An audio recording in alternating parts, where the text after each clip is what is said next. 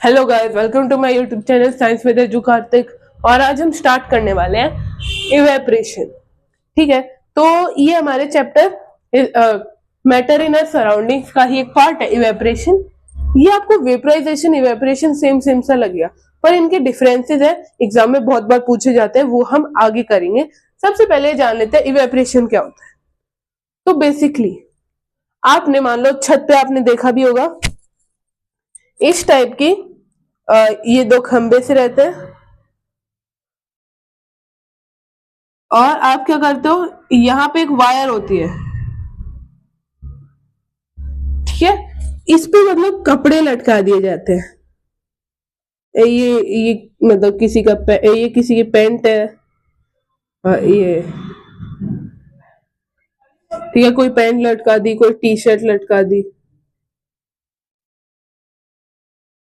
Yes है ना, आपने देखी भी होंगी, आपके घर पे भी यही होता होगा। तो आपने ये जैसे गीली है, सूख कैसे जाती है? 100 डिग्री सेल्सियस टेम्परेचर होता है क्या? नहीं, अगर 100 होता ना, हम अभी तक राख हो चुके होते, है ना। लेकिन देखो पानी इवेपोरेट होके और ये सूख जाता है। अभी मैंने वर्ड यूज किया इवेपोरेट, मैंने ये नहीं कहा वेपराइज होके, मैंने कहा इवेपोरेट हो जाता है पानी। तो अब इवेपोरेट और वेपराइज होता क्या है? वेपराइज यानी 100 डिग्री सेल्सियस पे जब हम हीट खुद से दे रहे हैं आर्टिफिशियली, तब वो गर्म हो रहा है। वही अगर इवेपोरेशन है तो इवेपोरेशन में क्या होता है? सेम चीज जिधर हम कपड़े सुखाते हैं तब होती है। मतलब पानी है वो वेपर में कन्वर्ट हो रहा है बिलो इट्स बॉइलिंग पॉइंट। मतलब जैसे मान लो पानी है, पानी हो चाय हो कोई भी लिक्विड हो, जरूरी नहीं है कि वो पानी है। जैसे पानी का एग्जांपल लिया अभी, वो होता है बॉयल 100 डिग्री सेल्सियस पे, इवेपोरेट हो जाता है वो।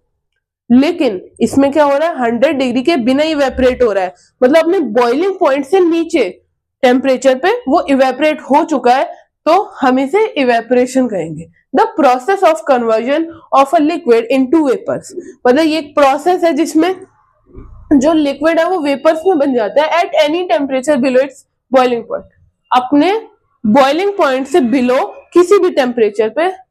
तो इस प्रोसेस को हम इवेपोरेशन बोलते हैं। अब इवेपोरेशन कुछ फैक्टर्स पे डिपेंड करता है, मैं आपको बता देता हूं। 5 फैक्टर्स होते हैं। एक तो होता है सरफेस एरिया, एक होता है ह्यूमिडिटी, एक होता है टेम्परेचर, एक होता है नेचर ऑफ द लिक्विड, और पांचवा पांचवा होता है हमारा टेम्परेचर। ओके, तो चलिए इन्हें डिस्कस करते हैं। अब हम आते हैं फैक्टर्स अफेक्टिंग इवेपोरेशन। तो मैंने अभी आपको बताया 5 फैक्टर्स होते हैं: surface area, wind speed, humidity, nature of liquid और टेम्परेचर। आई थिंक मैंने इसको टेम्परेचर को 2 टाइम रिपीट कर दिया और विंड स्पीड बोलना भूल गया, कोई बात। तो बेसिकली सरफेस एरिया पे आता है। जैसे आपने कभी देखा हो, एक तो आप मतलब किसी बाउल के अंदर, बाउल छोड़ो, कप के अंदर आपने टी डाल ली, ठीक है, और फिर आप उसे बहुत देर फूंक मार रहे हो, तब जाके वो कुछ ज्यादा ही देर बाद ठंडी होएगी। वही आपने देखा होगा, जो ओल्ड पीपल होते हैं वो क्या करते हैं, मतलब कटोरी कह सकते हो, बाउल कह सकते हो, उसके अंदर चाय डाल के पीते हैं, जिससे वो थोड़ी सी देर में ही ठंडी हो जाती है। क्यों? देखो, ये है हमारी कटोरी, ये है हमारा कप। अब इसमें चाय आ गई, इसमें भी चाय आ गई, दोनों की वॉल्यूम सेम है, बट आप खुद बताओ इसका सरफेस एरिया कितना ज्यादा है और इसका कितना कम है।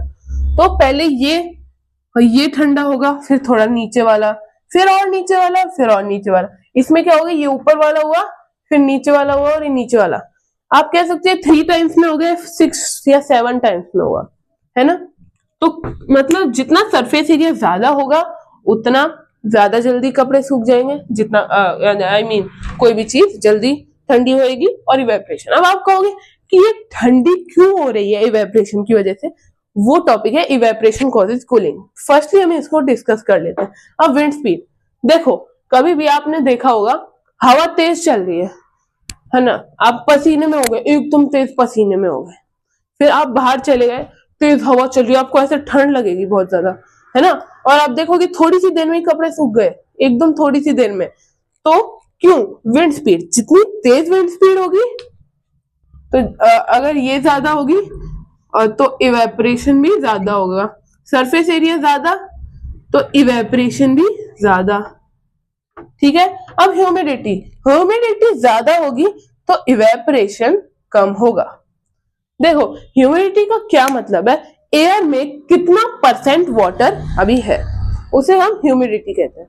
बट यहाँ देखो ह्यूमिडिटी ज्यादा है तो एयर में ऑलरेडी बहुत ज्यादा वाटर है, और जो वाटर हमने रखा है यानी कोई भी लिक्विड हमने रखा है उसे बॉईल होने में ऑब्वियसली ज्यादा टाइम लगेगा, क्योंकि ऑलरेडी कॉन्सेंट्रेटेड चीज है, उसके अंदर आप कुछ डालोगे तो उसे घुलने में टाइम लगता है। ठीक है। कैसे? चाशनी ले लो, आपने मतलब शुगर सिरप देखी होगी, शुगर सिरप, उसको आप डालो, उसमें और चीनी मिलाने की कोशिश करो, वो हो पाएगा? नहीं, बहुत ज्यादा ही टाइम लगेगा। वही आप नॉर्मल पानी ले रहे हो, उसमें शुगर मिला रहे हो, इजीली हो जाएगा, है ना। तो ह्यूमिडिटी ज्यादा होगा तो इवेपोरेशन कम होगा। अब नेचर ऑफ लिक्विड, मान लो कि जो नेचर है लिक्विड का वो कॉन्सेंट्रेटेड है, मतलब वो बहुत ज्यादा गाढ़ा है, तो जितना ज्यादा सैचुरेटेड होगा, जितना ज्यादा गाढ़ा होगा उतना ही कम हमारा इवेपोरेशन रेट होगा, क्योंकि वो गाढ़ा है तो उसे उसके अंदर जो वाटर कंटेंट है वो कम हो जाएगा, ऑब्वियसली बात है। और वाटर कंटेंट कम हो जाएगा तो ऑब्वियसली पानी है, लिक्विड है, उसे इवेपोरेट होने में टाइम लगेगा। ठीक है। अब टेम्परेचर, देखो आपने देखा होगा गर्मियों के मौसम में क्या होता है, बहुत जल्दी कपड़े सूख जाते हैं, सर्दियों में बहुत बहुत टाइम लगता है। हम कभी भी कपड़े सुखाते हैं ऐसे थोड़ी है कि छाया ढूंढ के सुखाते हैं, अगर छाया है बहुत ज्यादा तो हम धूप में ही सुखाएंगे, और धूप है तो वैसे ही हमें धूप में सुखाने पड़ेंगे। तो कभी भी जब हम मतलब क्लोथ्स को सुखाते हैं तो उन्हें हम धूप में सुखाते हैं। क्यों? धूप मतलब जो सनलाइट है डायरेक्टली उन पे आएगी तो उससे हीट ज्यादा मिलेगी। अब हीट ज्यादा यानी टेम्परेचर ज्यादा, तो टेम्परेचर जितना ज्यादा होगा इवेपोरेशन रेट उतना ही ज्यादा होगा। ठीक है। ये थे हमारे 5 factors which affect evaporation. Generally school में ये वाला नेचर ऑफ लिक्विड नहीं पढ़ाया जाता, आपके स्कूल में बताया, अच्छी बात है, ये एक्स्ट्रा नॉलेज के लिए वैसे। ओके। एग्जाम में पूछे तो आप ये 5 लिख दो, आपको एक्स्ट्रा मार्क्स भी मिल सकते हैं। अगर 5 मार्क्स का क्वेश्चन है 5 फुल आपके तो गारंटेड हो गए। ओके। अब हम आते हैं अपने next topic, how evaporation causes cooling. अब हम आते हैं इवेपोरेशन कॉजेज कूलिंग सॉरी। तो बेसिकली इवेपोरेशन कूलिंग कैसे कॉज करती है? देखो कभी भी आपने मतलब देखा भी होगा, अगर आपके घर में कूलर है तो कूलर में क्या होता है, बेसिकली कूलर में आप जब पानी डालते हो तो ठंडी हवा देता है, और अगर गर्म मौसम है बहुत ज्यादा गर्म तो वो और ज्यादा ठंडी हवा देता है। नहीं तो अगर जितना गर्म मौसम है तो गर्म हवा देना चाहिए, लेकिन वो ठंडी हवा देता है। ऐसा क्यों होता है? क्योंकि जो डेजर्ट कूलर होता है उसके अंदर आपने देखा होगा, जैसे ये हमारा डेजर्ट कूलर, ठीक है।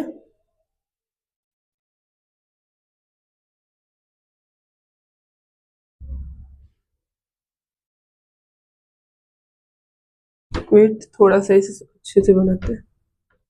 ये हमारा डेजर्ट कूलर, हमने देखा होगा ये इसके बैक साइड पे यहाँ पे हनी कॉम लगा होता है। कुछ लोग ग्रास भी लगाते हैं और जनरली ग्रास मान के चलते हैं अभी, क्योंकि जो ग्रास होती है पीछे की साइड में ये ज्यादा कूल कर। तो जैसे ग्रास है इधर, क्या आपने देखा होगा कुछ पाइप्स भी होती है, जो पाइप्स इसके ऊपर से जारी होती है, और मतलब वो पाइप्स है वो क्या वाटर इनमें ड्रॉप करती है जिससे गीली हो जाती है। और यहाँ पे हमारा सन है,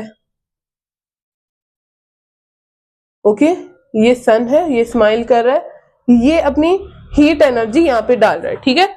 तो ये क्या है, इस पे जो पानी अटैच था, मतलब जो वो पानी इसके अंदर चल गया था, वो क्या होता है, वो इवेपोरेट हो जाता है।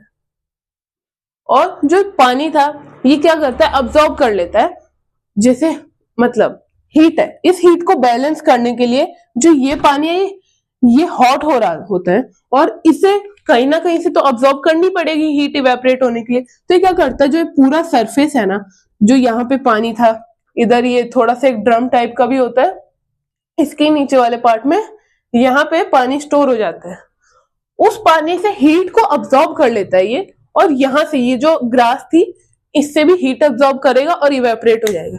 ये प्रोसेस होता रहता है और धीरे धीरे इसकी हीट अब्सॉर्ब हो रही है, ऑब्वियसली ये ठंडा हो जाएगा। तो हीट अब्सॉर्ब हो गई, काइनेटिक एनर्जी अब्सॉर्ब हो गई, तो ये ठंडा हो गया। और जब ये अंदर से ठंडा हो गया तो जो हवा आएगी वो इसके कांटेक्ट में आके वो भी ठंडी हो जाती है। अब सेम चीज अर्दन पॉट होती है। अर्दन पॉट में, ये अर्दन पॉट है हमारा, इसमें क्या मतलब इसमें छोटे छोटे पोर्स होते हैं, पानी यहाँ पे सरफेस पे आ जाता है, जिससे पानी ये आ गया सरफेस पे। अब यहाँ पे ये सन है, फिर से हमारा सन आ चुका है, डराने सबको डराएगा, गर्मी करेगा, ठीक है करेगा, लाइट रेज यहाँ फेंकता है, आएगी हीट एनर्जी, ये क्या वाटर फिर से अब्सॉर्ब हो जाता है, यही फिनोमेना रिपीट होता है। ये क्या, इसके अंदर से हीट एनर्जी अब्सॉर्ब करी, ये तो ठंडा हो गया अपने मस्त, मैं तो चिल मार रहा हूँ, ये एकदम चिल हो गया, चिल्ड, एकदम चिल्ड वाटर तभी आता है गर्मियों के मौसम में। क्या ये पोर से पानी आता है वो इवेपोरेट हुआ, उसने अंदर से हीट एनर्जी अब्सॉर्ब कर ली, काइनेटिक एनर्जी भी अब्सॉर्ब कर ली, वो इवेपोरेट हो गया, पर अंदर का पानी ठंडा हो गया। फिर एक टाइम आता है जब वो ठंडा पानी वो अंदर से हीट अब्सॉर्ब करता ही जाता है और वो एकदम बहुत देर में चिल्ड हो जाता है बहुत ज्यादा। अब ह्यूमन बॉडी का मैंने जस्ट आपको एग्जांपल दिया था। आपने देखा होगा जब भी हमें बहुत ज्यादा गर्मी लगती है तो क्या होता है, हमारी बॉडी स्वेट रिलीज करती है। स्वेट इसलिए रिलीज करती है क्योंकि हमारी बॉडी को भी पता है कि इवेपोरेशन नाम की चीज होती है, तो आपको भी पता होनी चाहिए, ठीक है। तो क्या होता है, बेसिकली स्वेट रिलीज हुआ। अब जो सन से वो आ रहा है, सन की रेज आ रही है, जिससे हमें ठंडी हमें गर्म नहीं लगती है, मैंने गलत वर्ड यूज कर, गर्मी लगती है हमें, क्योंकि उसमें हीट एनर्जी स्टोर्ड होती है। फिर जो वो स्वेट था हमारे हाथों में, मान लिया स्वेट था, वो क्या होता है, वो हीट एनर्जी हमारी बॉडी से अब्सॉर्ब कर लेगा। क्या अभी मैंने आपको बताया, वो हीट एनर्जी अब्सॉर्ब करेगा क्योंकि उसे तो इवेपोरेट होना है, तो हीट एनर्जी बॉडी से अब्सॉर्ब करेगा, इवेपोरेट, फिर से स्वेट आया, फिर से अब्सॉर्ब की, इवेपोरेट, और हमारी बॉडी ठंडी हो जाती है इसी वजह से। तो चलो ये थे 3 मेन एग्जांपल्स, ये आपको याद रखना है, एग्जाम में भी पूछा जाता है। अब ह्यूमन बॉडी के, अब आपको ऐसे भी पूछ सकते हैं एग्जाम में कि why do we perspire during summer. Perspire यानी हमारी बॉडी स्वेट क्यों करती है। पर्सपायर वर्ड का मीनिंग हुआ स्वेट, ओके। तो why do we perspire during summers, तो आपको लिखना है कि वी पर्सपायर ड्यूरिंग समर्स, और फिर ये पूरा प्रोसेस आपको लिख देना है, ठीक है। तो आई होप ये आपको समझ आ गया होगा इवेपोरेशन टॉपिक, और नेक्स्ट वीडियो में हम इसके डिफरेंसेस भी देखेंगे। Till then bye bye.